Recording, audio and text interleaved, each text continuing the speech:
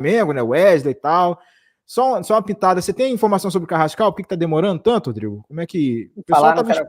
Me deram duas explicações possíveis. Uma que o empresário lá estava querendo querendo uma parte dele. Foi isso que eu vi ontem. E que isso era o principal aí, do que está emperrando no final.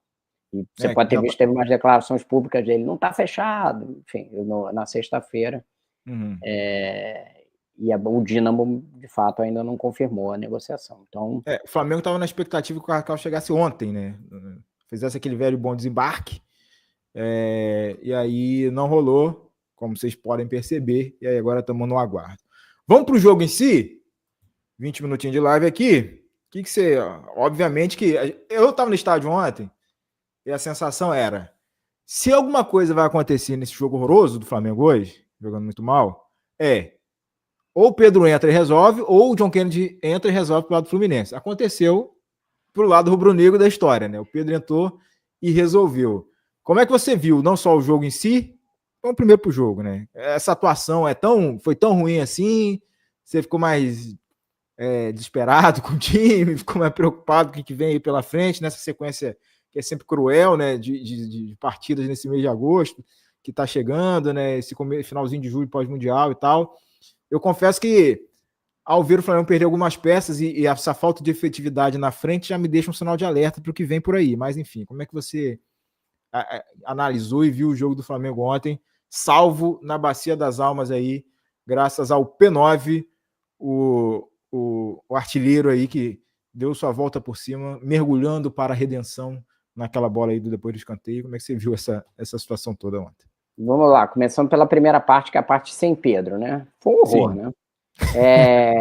O Flamengo entra em campo para pegar um Fluminense que veio com uma posição mais acovardada, né? 3 volantes, três zagueiros, como o Fluminense jogou no Mundial, só que muito mais recuado do que ele jogou contra outros times europeus ali, né? Contra a Inter de Milão, contra o Al Hilal, por exemplo, né? Você viu o Fluminense muito atrás. E o Flamengo com a bola. Só que com a bola, você já ouviu falar daquele conceito de comfort food, que a pessoa fica, o Flamengo tá jogando futebol confortável. Ficava tocando a bola lateralmente, não acontecia nada. Mesma coisa do jogo contra o Santos. Muito passe lateral para não errar e indo para lugar nenhum, sem nenhuma efetividade. E aí, com uma zaga, uma defesa completamente montada como a do Fluminense, você precisava ter alguma espécie de penetração ou você precisava fazer uma marcação-pressão muito forte para tentar retomar a bola ali perto do gol e a defesa do Fluminense desarmada. Eu achei que os dois atacantes que entraram não entraram bem. Cebolinha, coitado, hoje em dia ele não ganha uma bola, ele não ganha um duelo. O Felipe Luiz falou posteriormente sobre a questão do tendão de Aquiles dele, que ele ainda não retomou e tal, só que isso já tem bastante tempo que ele voltou desse tendão de Aquiles. Ele não ganha, a bola vai nele e morre. Ele conseguiu, acho que eu me lembre, um drible no início do jogo e um cruzamento mais para o meio do segundo tempo. E o Wallace, que é um jogador que tem entrado muito bem no Flamengo, essa posição dele jogar contra 3 zagueiros, cruel, como Thiago né? Silva, Inácio e Freitas, ele jogar ali sozinho, tendo que fazer, inclusive em algumas bolas longas, tendo que fazer parede ali, essa posição, esse jogador desse jeito, ele não vai conseguir jogar. Ele pode até jogar de centroavante, mas em velocidade, atacando espaço. Ele segurando, tentando fazer parede para o time chegar, não vai chegar a lugar nenhum desse jeito. O garoto estava completamente perdido. E nenhum dos dois estava conseguindo dar a marcação-pressão que o Plata e o Bruno Henrique costumam dar, que é aquele pique que vai para cima do goleiro, do zagueiro, os caras ficam totalmente desconfortáveis. Nenhum dos dois estava conseguindo. Então, para o Fluminense, que entrou aparentemente para empatar, ficou um jogo bom no primeiro tempo. O Fluminense ainda conseguiu sair, não com grande perigo, mas conseguia sair de alguma forma. O Flamengo acabou com 2 conclusões a gol no primeiro tempo.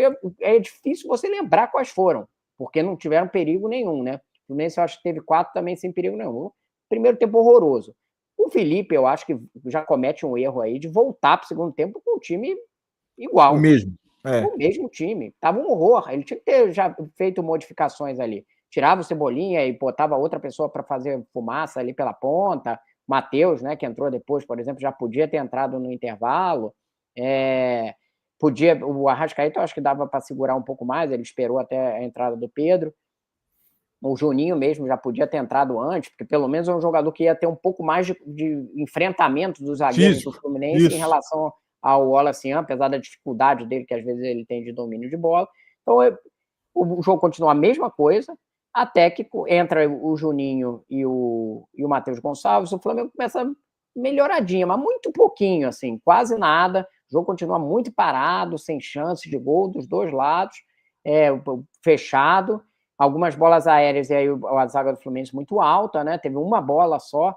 Agora eu tô lembrando, foi o Léo Pereira, né? Que dá uma cabeçada que o Fábio pega, né? Foi 12 minutos do segundo tempo isso já, né? Para mim, moralmente, foi a primeira chance do Flamengo no jogo inteiro. Foi a primeira chance do Flamengo, exatamente. É isso aí. E aí entra o Pedro. E aí o roteiro do Pedro é inacreditável, né? Ele entra, e aí as pessoas... Tem gente que vai ler assim, tá vendo? Felipe Luiz não tinha razão, ele tá aí, tá inteiro e tal. Eu li de outra forma. Eu li que o chacoalhão funcionou. O jeito que o Pedro entrou em campo, sim, teve um lance, depois de que ele já tinha feito o gol, que ele foi marcar na linha de 4 na lateral.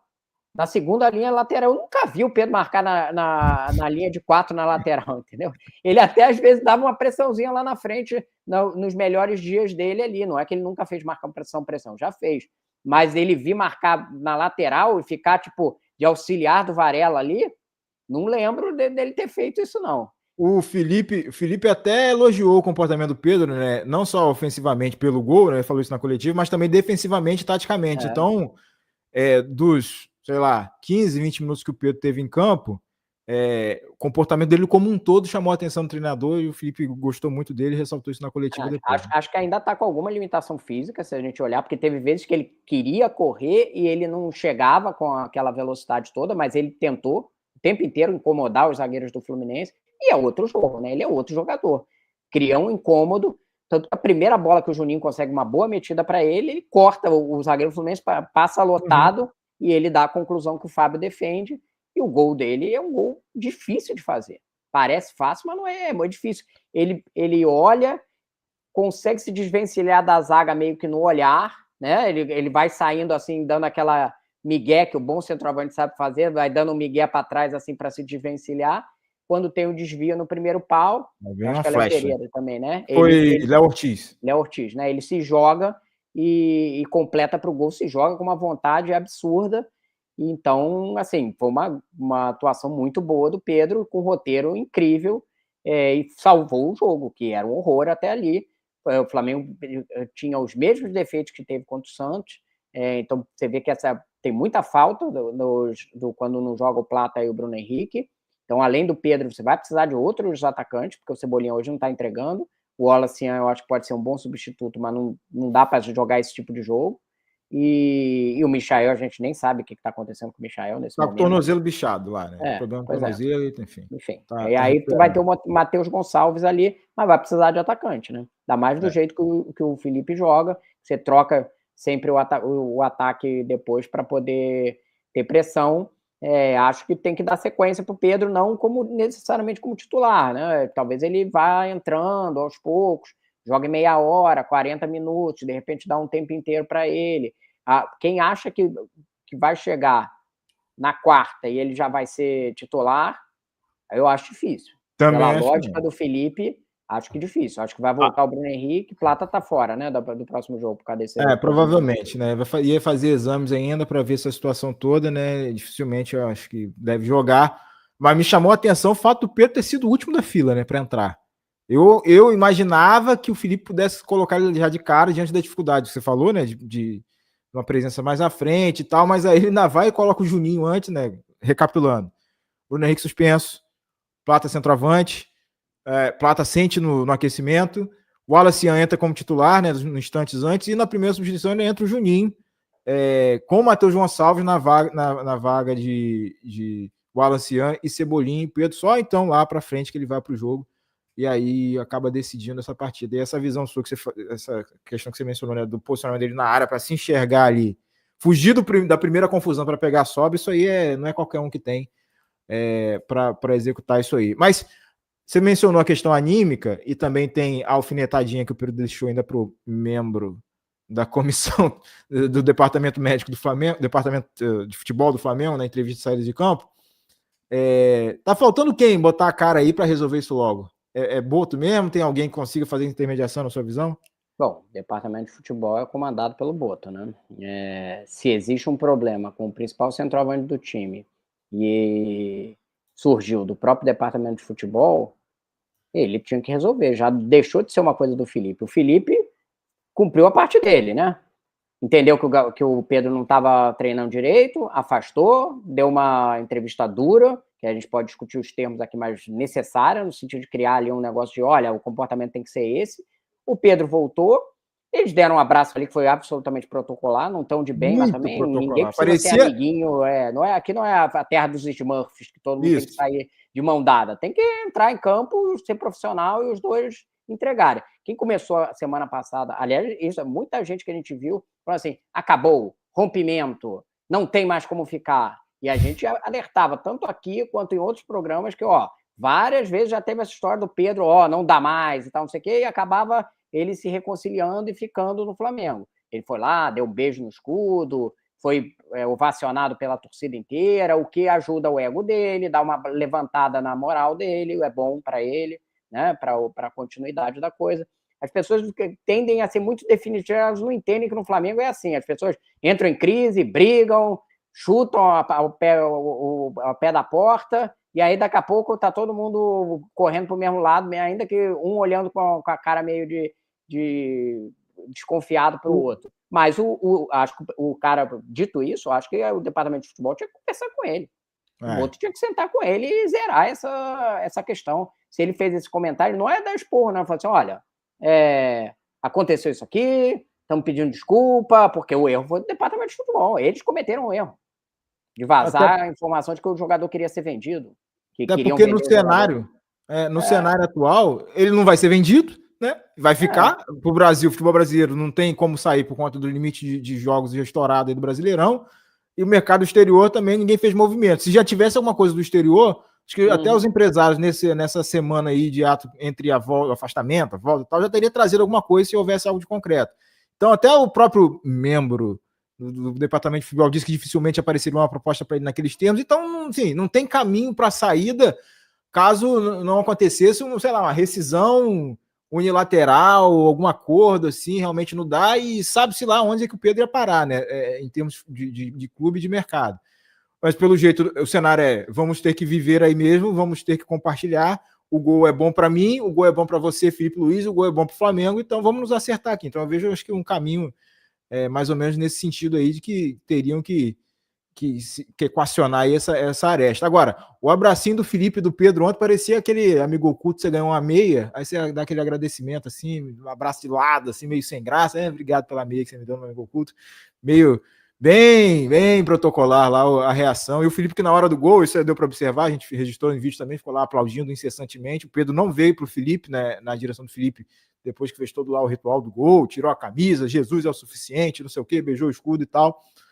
Não houve um contato direto dos dois no gol, o contato direto entre os dois foi tanto na entrada, né, aquele tapinha, vai lá, muda o jogo aí, quanto no final, esse abraço mais protocolar, ao qual a gente está se referindo aqui agora. Deixa eu ver o que vocês estão falando aqui na live. Ô, Igor, só para eu não perder aqui, o meu assistente pessoal aqui, chamado Miguel, que é o meu filho, me mandou aqui no WhatsApp que o gol do Saul foi na semifinal de 2016 da Champions do Atlético de Madrid contra o Bayern de Munique. Ele entra driblando e chuta no canto do Neuer. Enfim, como a gente assiste muitas Champions juntas aqui, ele tem uma memória melhor do que eu, porque ele é mais novo. E ter experiência em fazer gol em Neuer é importante, né, pro Flamengo, ultimamente. Se todo goleiro vira Neuer, inclusive a gente passou perrengue com o Neuer, é bom alguém que tenha feito isso aí.